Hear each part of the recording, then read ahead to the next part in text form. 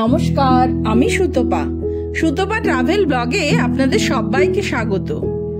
আজ শনিবার, তাই হঠাৎ মন চাইলো মায়ের কাছে পুজো দেওয়ার। নিজের বাহন নিয়ে আর সঙ্গে যাকে নিয়ে বেরিয়ে পড়লাম হালিশহর রামপ্রসাদ ভিটের উদ্দেশ্যে। বাড়ি থেকে যার দূরত্ব 9 কিলোমিটার, সময় লাগলো 20 মিনিট মতো। তবে এই জায়গাটিতে আসলে ইতিহাস যেন নিজেই কথা বলে। অষ্টাদশ শতাব্দীর এক বিশিষ্ট বাঙালি শাক্ত কবি ও সাধক রামপ্রসাদ সেনের জন্মভিটে। ভিটেতেই রয়েছে মায়ের পূজা কক্ষ।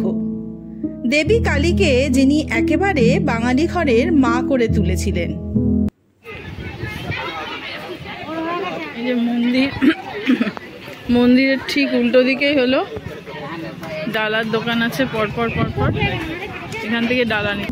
এই দোকানগুলিতে বিভিন্ন দামের মায়ের পুজোর ডালা বিক্রি হচ্ছে, যে যে দামে নিতে চাইবে। আর মন্দিরে ভোগ খেতে চাইলে নিজেরাও এসে কুপন কাটতে পারেন, বা এই দোকানগুলিতেও ফোন করলে ওনারা কুপন কেটে রাখেন। কুপন মূল্য 60 টাকা। নিজেরা কুপন কাটতে চাইলে 9টা থেকে 10টার মধ্যে মন্দিরে আসতে হবে, অথবা ওনাদেরকে 9টার মধ্যে ফোন করে দিলেও চলবে। মন্দিরের সামনের কয়েকটি দোকানের ফোন নাম্বার ডেসক্রিপশন বক্সে দেওয়া রইল। আমাদের ফোন করলে আপনি আর 9টার মধ্যে ফোন করলে, আর 9টা থেকে 10টার মধ্যে এসে কাটতে হবে, তাই তো? কার্ডটা দিলে 9টা থেকে 10টা, আর আমাদের যদি কাটতে আমাদের কাছে ফোন করেন তো 9টার মধ্যে ফোন। আর মন্দির কমিটির টাইম হচ্ছে 9টা থেকে 10টা। 9টা থেকে 10টা, হ্যাঁ ঠিক আছে, ধন্যবাদ। হ্যাঁ, ভরতদা মারা গেছে, এই দোকান দিয়েই নিতাম আগে, ওই জন্য খোঁজ করলাম যে ভরতদার বদলে কে বসে এখন। অনেক ছোটবেলা থেকেই আমি এখানে পুজো দিতে আসি, তবে সময়ের সাথে সাথে মন্দির প্রাঙ্গণেরও অনেক পরিবর্তন হয়েছে। এবারের মতো আমরা ডালা নিলাম মন্দিরের পাঁচিল লাগোয়া সাবিত্রীদির কাছ থেকে, কারণ ওনাকে আগের দিনই ফোন করে ভোগের কুপন কাটতে বলে দিয়েছিলাম। বন্ধ হয়ে যাবে? হ্যাঁ, 12টায় বন্ধ হয়, আর বিকেল 4টায় খুলে, 4টা থেকে রাত 8:30। তখন সন্ধ্যা আরতি হয়? সন্ধ্যা আরতিটায় 6:30। 6:30? সবাইকে দেখতে দেয়? হ্যাঁ, সবাই ভেতরে বসে দেখতে পারে। আর সকালবেলা কটায় মন্দির খোলে? সকালবেলা 7:30টায় খোলে, আর হচ্ছে পুজো হয় 8টা থেকে। 8টা থেকে শুরু হয়, 12টা পর্যন্ত দেওয়া যায়। 12 মাস অন্নভোগ হয়, খিচুড়ি ভোগ হয়। অন্নভোগের জন্য আলাদা কুপন কাটতে হয়? একই রকম 7 টাকায় করে। তাহলে আমাদের কি রেখেছো, অন্নভোগ না খিচুড়ি? আজকে খিচুড়ি ভোগ হবে। ও, যেদিন যেরকম হয় সেদিন যেরকম হয় সেদিন সেরকম। হালিশহরের আগের নাম ছিল কুমারহট্ট। লোকমুখে শোনা রামপ্রসাদ সেন মারা যাবার পরের 100 বছর এই জায়গাটি ছিল পরিত্যক্ত। পরে এলাকাবাসীরা ঘট পুজো শুরু করেন।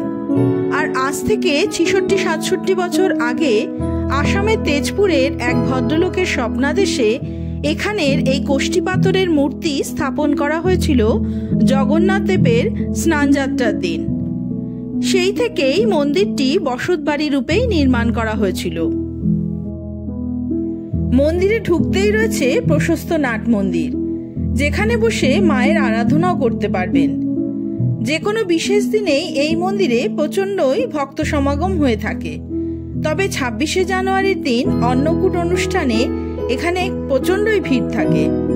তাছাড়া যে কোনো দিন মায়ের সামনে বসে কয়েকজন করে পুষ্পাঞ্জলি সহ পুজো দেওয়া যায় মনের মতন করেই।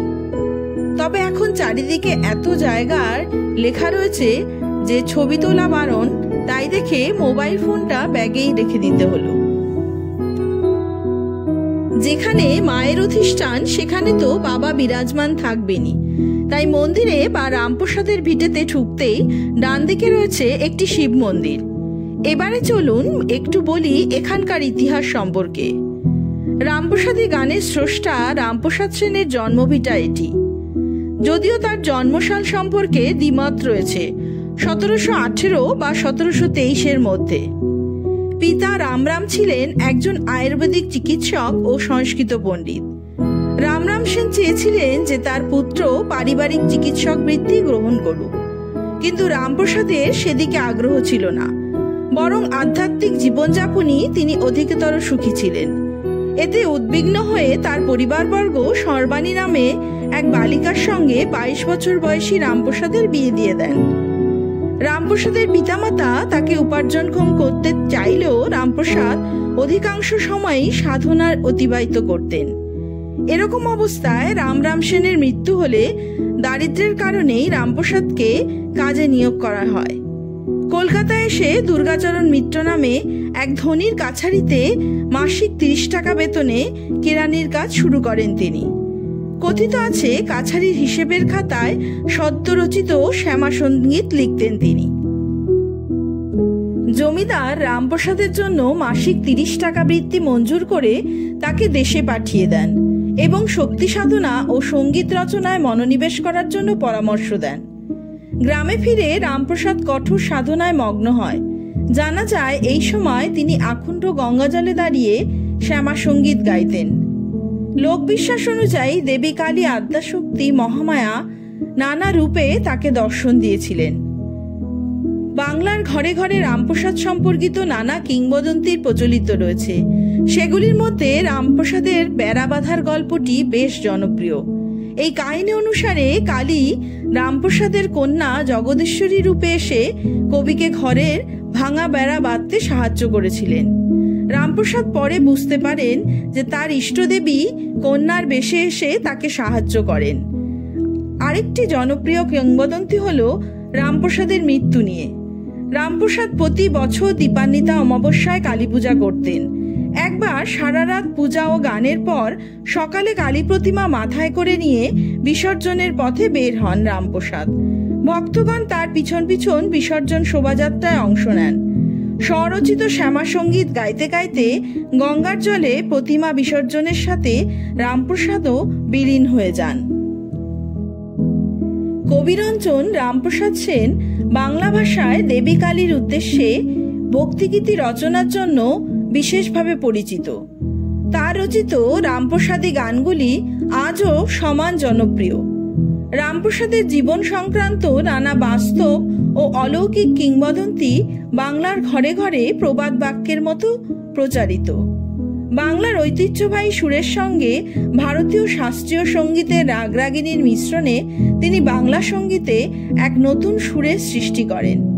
রামপ্রসাদী সুর নামে প্রচলিত এই সুর পরবর্তীকালেও রবীন্দ্রনাথ ঠাকুর, কাজী নজরুল ইসলাম সহ বহু সঙ্গীতকার গীত রচনা করেছিলেন। মনে রে কৃষি কাজ জানো না, মনে রে কৃষি কাজ জানো না, এমন মানব জমিন রইল পতিত, আবাদ করলে ফল তো সোনা। মানব জমিন রইল পতিত, আবাদ করলে ফল তো সোনা। মনে রে কৃষি কাজ জানো না, মনে রে কৃষি কাজ জানো না। রামপ্রসাদ সেনের লেখা প্রায় 500টি গানের সমস্ত গানই আজও সমানভাবে জনপ্রিয়। তারই একটি গান একটু ছেলের গলায় শুনে নিলাম। এবারে বলি রামপ্রসাদ ভিটা সম্পর্কে। ভিটার বাঁদিকে রয়েছে একটি জলাশয়, যেখানে প্রচুর মাছ, কচ্ছপ রয়েছে, যা বাচ্চাদের কাছে খুবই আকর্ষণীয়। তবে ভিটা বাদ দিয়ে সমস্ত কিছুই কিন্তু প্রশাসন কর্তৃক নতুনভাবে তৈরি করা হয়েছে। আর এই হলো সেই পঞ্চবটি। বট, বেল, আমলকি, অশোক ও অশ্বত্থ গাছের সম্মিলিত রূপ। রামপ্রসাদ এই পঞ্চবটির তলায় পঞ্চমুণ্ডির আসনে বসে ধ্যান ও সাধনা করতেন। তন্ত্র সাধনায় তিনি সিদ্ধি লাভ করেছিলেন। তাই পঞ্চবটির সামনেই নতুনভাবে তৈরি করা হয়েছে রামপ্রসাদ সেনের ধ্যান কক্ষ। যেই ধ্যান কক্ষের ভিতরে রয়েছে রামপ্রসাদ সেনের মূর্তিও। আপাতত এখানে দরজা বন্ধ থাকায় একজন জানলা দিয়েই তার মূর্তি দেখার নির্দেশ দিলেন। ওদিকে 12টায় পুজো গ্রহণ বন্ধ হওয়ার পর 12:30 নাগাদ মায়ের ভোগারতি চলছে মন্দিরের ভিতর। 1টা থেকে প্রসাদ গ্রহণ, তাই কিছু সময়ের অপেক্ষা। নাট মন্দিরও 1টা থেকে 4টে পর্যন্ত বন্ধ থাকে। আপনারা যদি এখানে এসে সারাদিনের জন্য বিশ্রাম নিতে চান, তার জন্য মন্দির সংলগ্ন এই বিল্ডিংয়ে একটি কমন রুমে মাথাপিছু 20 টাকা কুপন কেটে সকাল থেকে বিকেল 4টে, আবার বিকেল 4টে থেকে রাত পর্যন্ত থাকতে পারবেন। তাছাড়াও এখানে পে অ্যান্ড ইউজ টয়লেট রয়েছে, যদিও রুম চার্জের সাথে ফ্রিতেই বাথরুম ব্যবহার করা যাবে।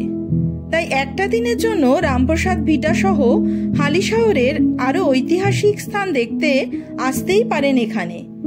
আশা করি দিনটা ভালোই কাটবে এখানে আসলে। খানিকটা সময় নাট মন্দিরের ভিতরেই শান্ত পরিবেশে অপেক্ষা করে দাঁড়ালাম ভোগের লাইনে গিয়ে। যা দাঁড়ালো কুপন সহ লাইনে, আর আমি দাঁড়ালাম বিনা কুপনের লাইনে।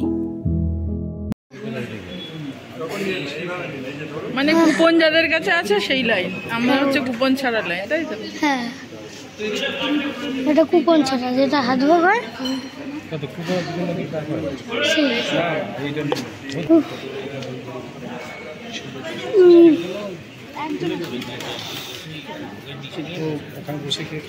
তোর পিছনে লাইন আছে।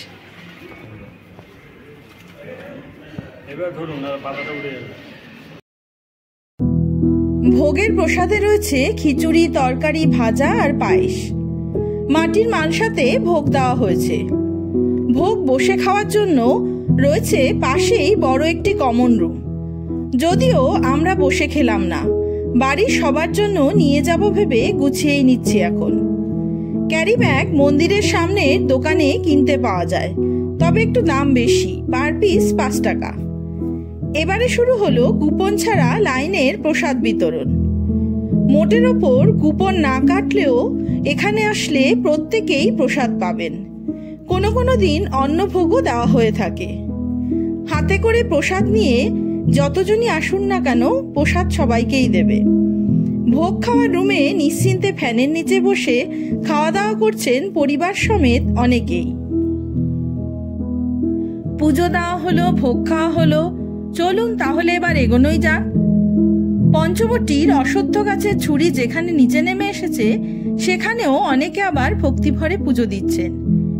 এবারে বলি হালিশহর রামপ্রসাদের ভিটেতে আসার সহজ উপায়। আমরা যদিও কাস্টাপাড়া স্টেশন হয়েই এসেছি, কিন্তু এখানকার কাছাকাছি স্টেশন হালিশহর। হালিশহর স্টেশন থেকে 15 টাকা টোটো ভাড়া করে এখানে আসছে। মন্দির থেকে বেরিয়ে ডান দিকে গেলে হচ্ছে রামপ্রসাদের ঘাট। চলুন রামপ্রসাদের ঘাটেও নয় ঘুরে আসি। চলো।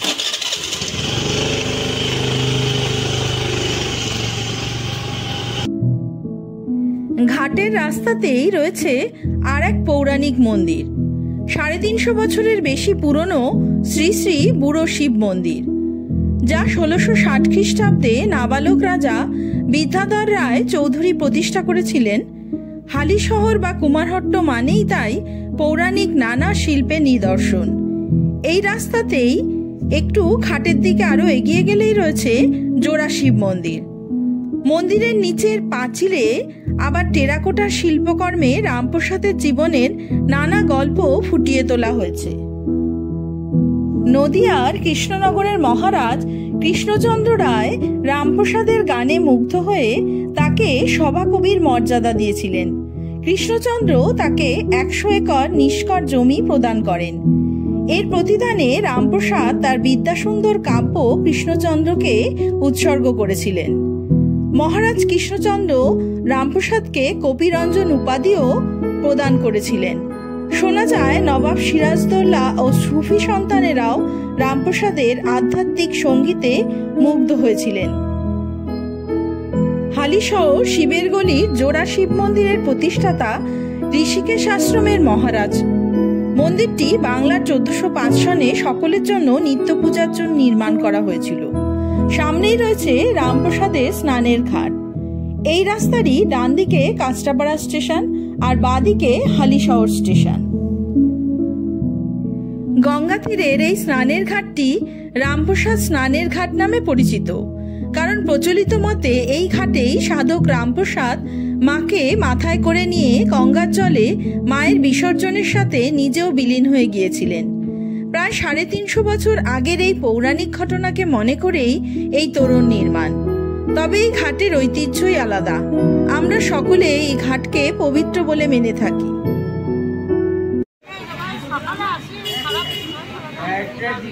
রাত্রে বাড়ি চলে যাও? হালি শহর এই বাড়ি? আর সবাই বাড়ি চলে যায়?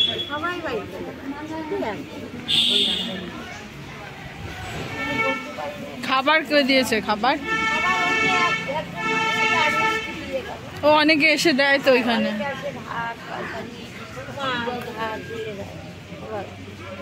কেউ না কেউ আসে এক একদিন। তোমার বাড়িতে ছেলে শিব মন্দির আছে এখানে।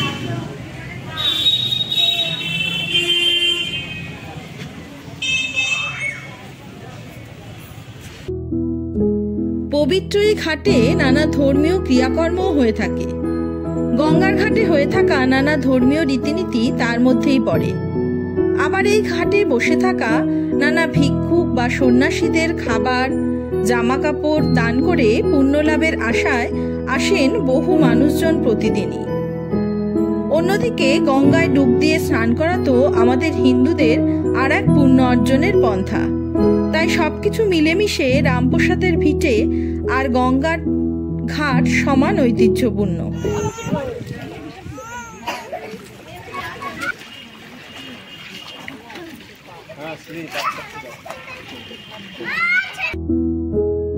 আজ তবে এই পর্যন্তই থাক। আপনাদের সাথে দেখা হবে নতুন আর একটা ব্লগ নিয়ে, নতুন আর এক জায়গায়। ততদিন সবাই সুস্থ থাকবেন, ভালো থাকবেন। নমস্কার।